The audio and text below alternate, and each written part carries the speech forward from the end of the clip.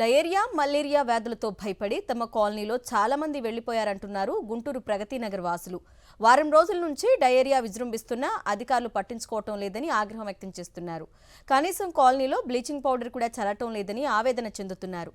దీనిపై మరిన్ని వివరాలు గుంటూరు ప్రగతి నగర్ నుంచి మా ప్రతినిధి అశోక్ అందిస్తారు. మనం ఇప్పుడు గుంటూరులోని ప్రగతి నగర్లో ఉన్నాం. ప్రగతి నగర్లో డయేరియా కేసులు ఎక్కువగా వస్తున్నాయి.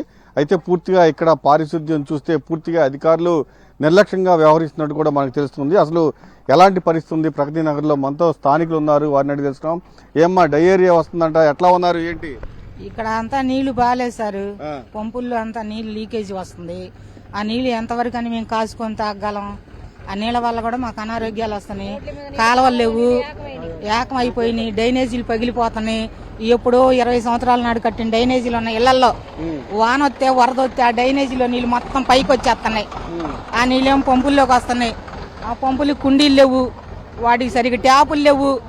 నానాక అవస్థలు పడుతున్నాం. ఈ ప్రగతి నగర్ అంత పాపం ఎక్కడా చేసుకోలేదు. అన్ని ఏరియాలు బాగానే ఉన్నాయి. అది ఈ గుంటూరు డిస్టిక్ మొత్తం బానే ఉంది. ఈ ప్రగతి నగర్ ఒక్కటే చెడిపోయింది. దీన్ని పట్టించుకునే నాదుడే లేడు అసలు. బ్లీచింగ్ కొడతానికి పొద్దున వచ్చారు. ఈడ వాంతులు ఈ రోజున లేని ఏరియాలోనే కొట్టలేదు. అట్టు కొట్టుకున్నారు. వాళ్ళ టైం అయిపోయింది, వాళ్ళు వెళ్ళిపోయారు. వాళ్ళని కూడా మేము నిందించటంలా కాదు. వాళ్ళ పని వాళ్ళు సక్రంగా చేయమని చెప్పండి సార్. ప్రభుత్వం మటుకు పట్టించుకోవాలి, మంచి చర్య తీసుకోవాలి. మాలాంటి పేదవాళ్ళకి ఏదైనా సాయం చేయాలి. మేము ఎందుకంటే నమ్మకంగా ఓటేసి గెలిపించాము, ఆయన ఎమ్మెల్యే గారిని చేసాము. ఆయన అసలు మా ఏరియాకే రావట్లేదు, వస్తున్నాడు వెళ్తున్నాడు.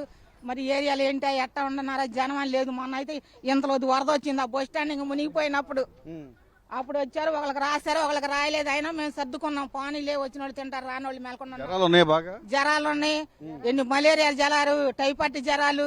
అసలు వాటర్ బాగోకపోతే ఇంకా జ్వరాలు ఏంటి సార్? అసలు పట్టించుకోవట్లేదు. వాటర్ మాకు మంచి వాటర్ పెట్టండి. అన్ని ఊర్లలో పల్లెటూర్లలో ఈ మామూలు వాటర్ పెడుతున్నారు, ప్లాంట్ వాటర్ ₹70 పల్లెటూర్లలో. పట్టణాల్లో ఉండి కూడా మేము ఏం మంచి నీళ్ళు తాగుతున్నాం, మురికి నీళ్ళు తాగుతున్నాం. అది మా సమస్య. ఇక్కడ అసలు నీళ్ళే వాటర్ బాగుండట్లేదు సార్. ఈ వర్షం పడిన దగ్గర నుంచి మాకు ఇళ్లలోకి నీళ్లు వచ్చేసి, ఏంటమ్మా మీ పరిస్థితి, ఎలా ఉన్నారు, తిన్నారా తినలేదా అని కూడా ఏది లేదు.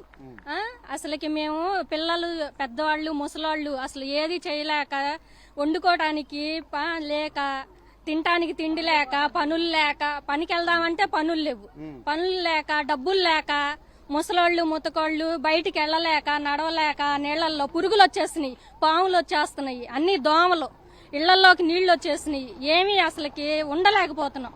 వాటర్ వలన వాంతులు, మోషన్స్, జ్వరాలు, టైఫాయిడ్, మలేరియా, కలరా అన్ని వచ్చేస్తున్నాయి. ఇక్కడ జనాలు అసలు మామూలు దారుణంగా లేరు.